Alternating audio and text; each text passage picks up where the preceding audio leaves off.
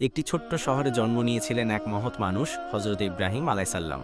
তিনি ছিলেন এমন একজন যিনি ছোটবেলা থেকেই সত্যের সন্ধান করতেন। তার জাতি সূর্য, চাঁদ ও মূর্তিকে উপাসনা করত, কিন্তু তিনি তা কখনো মেনে নিতে পারেননি। একদিন তিনি আকাশের দিকে তাকিয়ে দেখলেন একটি উজ্জ্বল তারা। তিনি ভাবলেন, এটাই হয়তো আমার প্রভু। কিন্তু তারাটি হারিয়ে গেলে তিনি বুঝলেন এটা আল্লাহ হতে পারে না।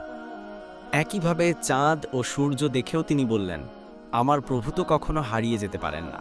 এই ভাবনা থেকেই তিনি জানতে পারলেন আল্লাহ এক ও অদ্বিতীয়, তিনি কাউকে শরিক করেন না। তখন থেকেই তিনি তাওহীদের দাওয়াত দিতে লাগলেন, কিন্তু তার জাতির লোকেরা এতে রাগান্বিত হল। তারা তাকে আগুনে নিক্ষেপের আদেশ দিল। বিশাল একটি অগ্নিকুণ্ড প্রস্তুত করা হলো এবং তাকে তাতে নিক্ষেপ করা হলো। কিন্তু হে বিস্ময়, আল্লাহর আদেশে আগুন ঠান্ডা ও শান্ত হয়ে গেল। হযরত